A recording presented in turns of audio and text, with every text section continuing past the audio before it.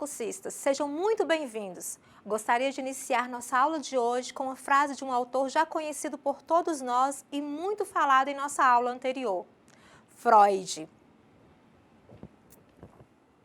Não somos apenas o que pensamos ser, somos mais, somos também o que lembramos e aquilo de que nos esquecemos. Somos as palavras que trocamos, os enganos que cometemos, os impulsos a que cedemos sem querer. Perceber o quão complexos somos? Então, mais uma vez, fica aqui evidenciado a importância de compreender os processos de aprendizagem e desenvolvimento, para que, enquanto educadores, possamos intervir efetivamente nos processos de transmissão e apropriação do conhecimento.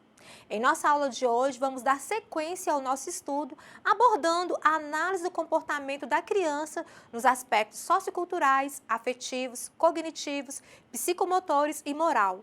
O nosso objetivo é analisar os aspectos inerentes ao comportamento da criança, integrando-os à análise do desenvolvimento humano.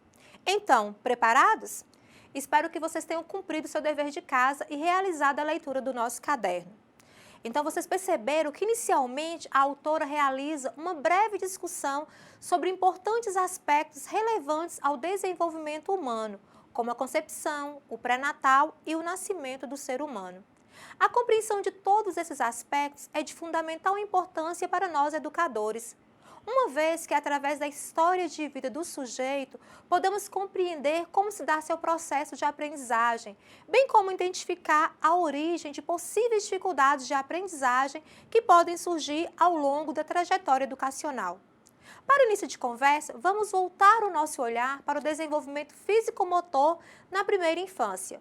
Se logo após o nascimento as habilidades motoras se apresentam de forma limitada, gradativamente, à medida que o córtex cerebral, que é a área responsável por boa parte das manifestações humanas, se desenvolve, a criança rapidamente irá apresentar várias aquisições físicas. Quadro do marcos do desenvolvimento motor. Como podemos perceber, temos aqui delineado os marcos do desenvolvimento motor nos primeiros 2 anos de vida. Acredito que vocês devem se lembrar da nossa aula anterior, onde aprendemos sobre as fases do desenvolvimento descritas por Piaget. Como Piaget denomina esse período de 0 a 2 anos? Imagino que vocês já conseguiram chegar à resposta: estágio sensório-motor. Assim denominado porque é durante os primeiros anos de vida que o bebê percebe o mundo e atua nele, estabelecendo conexão entre as sensações vivenciadas com comportamentos motores simples, aliando aspectos sensoriais a uma coordenação motora primária. Nesta fase, o bebê exibe desde reflexos impensados até uma capacidade de representação com utilização de símbolos e gestos. As principais características observáveis nesta fase são a exploração manual e visual do ambiente, a experiência obtida com ações, a imitação, a inteligência prática através de ações tais como agarrar, sugar, atirar, bater e chutar. As ações são anteriores ao pensamento, centralização no próprio corpo. Discorreremos agora sobre o desenvolvimento cognitivo. Para isso, vamos primeiramente definir o termo cognição. Vamos nos valer da contribuição de Flavel. Então, a cognição, por definição, é sinônimo de ato ou processo de conhecimento, ou algo que é conhecido através dele. Munidos dessa definição, vamos compreender como se dá o desenvolvimento cognitivo. Hoje sabemos que o bebê vem ao mundo com a capacidade de aprender, lembrar, assim como adquirir e fazer uso da linguagem. Os bebês vão fazer uso de suas percepções para se relacionar com o ambiente que os cerca e gradativamente vão exercendo o controle sobre o mundo externo. E é a inteligência que vai permitir que as pessoas adquiram, lembrem e usem o conhecimento, compreendam conceitos e relacionamentos e apliquem o conhecimento na resolução de problemas cotidianos. Como os bebês aprendem a resolver problemas? Como e quando se desenvolve a memória? O que explica as diferenças individuais das habilidades cognitivas?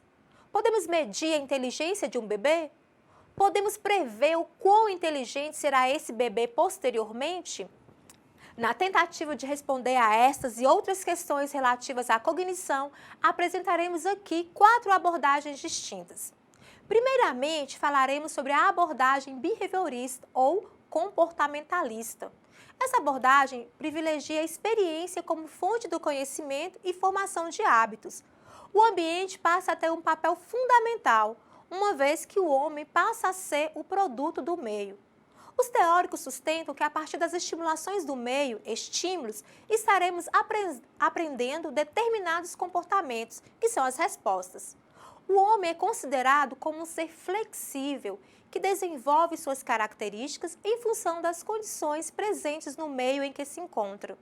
Ou seja, são os estímulos presentes numa determinada situação que conduz ao surgimento de um determinado comportamento. Uma outra abordagem é a psicométrica. E o que é a psicométrica? Área de estudo da inteligência. Os testes psicométricos foram criados com o objetivo de descrever a estrutura da inteligência. Binet e Simon, no início do século XX, foram os precursores da testagem da inteligência. Criaram o teste de QI, quociente intelectual. Quantos de vocês já ouviram falar deste tão famoso teste? Ou até mesmo já o fizeram? O teste consistia em perguntas ou tarefas que mostravam o quanto dessas habilidades uma pessoa dispunha, sendo a inteligência representada por números. O QI normal é 100, abaixo seria considerado abaixo da média, e acima de 100, inteligência superior à média, superdotado. Será que temos algum superdotado em nosso meio? Essa abordagem especialmente sofre severa crítica por parte dos teóricos da psicologia. Goulart afirma: verifica-se que a psicometria tem apelado para o artifício da média aritmética a fim de qualificar um comportamento como normal, enquanto os resultados que se afastam da média são considerados excepcionais ou desviantes. Neste contexto, a influência do meio social, da instrução e de outros fatores aos quais se submete a pessoa humana é incorporada ao conceito de inteligência ou de normalidade. Desse modo, a influência de variáveis como fatores socioeconômicos, alimentação, habitação, as oportunidades de receber instrução, o fato de pertencer a grupos minoritários é escamoteada e os resultados são atribuídos apenas a atributos naturais e individuais de cada um. Uma outra abordagem é a do processamento de informações. Esta não é considerada uma teoria, sendo uma abordagem mais recente para se explicar como, por exemplo, uma criança de 6 semanas reconhece sua mãe quando esta se aproxima. Como ocorre esse reconhecimento? Os pesquisadores do processamento de informações concentram-se na memória, no pensamento e na lembrança, envolvidos na resolução de problemas e na aprendizagem, vendo as pessoas como manipuladoras de percepções e símbolos. Para isso, utilizam uma analogia para explicar as ideias centrais da abordagem. Comparam a mente humana ao funcionamento do computador. Como vocês podem ver aqui, temos representado as áreas do cérebro e suas funções. Temos aqui o córtex, que é responsável pelas funções motoras, funções sensitivas, tato, visão, olfato, audição e gustação, memória, planejamento, emoção e julgamento. A gânglia basal, que é controle do movimento e funções cognitivas. Temos o tálamo, controle de centro da informação para o cérebro. O cerebelo, coordenação de movimentos. A medula oblongata, que é respiração, circulação, digestão. O hipocampo ajuda a estabelecer memória de longo prazo. A amígdala, responsável pelo batimento cardíaco, funções viscerais, o medo. A glândula pituitária, controle de produção hormonal. Hipotálamo, hormônios sexuais, pressão sanguínea e temperatura. O corpo caloso conecta informações dos hemisférios direito e esquerdo. Aqui nós temos representado as funções dos hemisférios do cérebro humano. O lado esquerdo é responsável pelo raciocínio lógico matemático.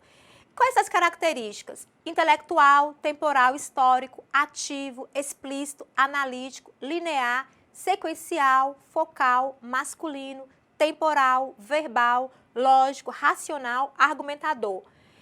E o hemisfério direito é o hemisfério intuitivo, criativo, artístico.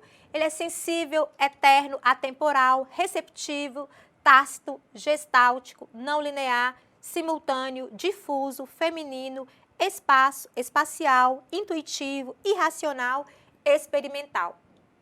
O hemisfério esquerdo manifesta-se através do raciocínio e se expressa através da linguagem oral. E o hemisfério direito o faz através da emoção e se expressa apenas através da linguagem visual, imagem, desenho.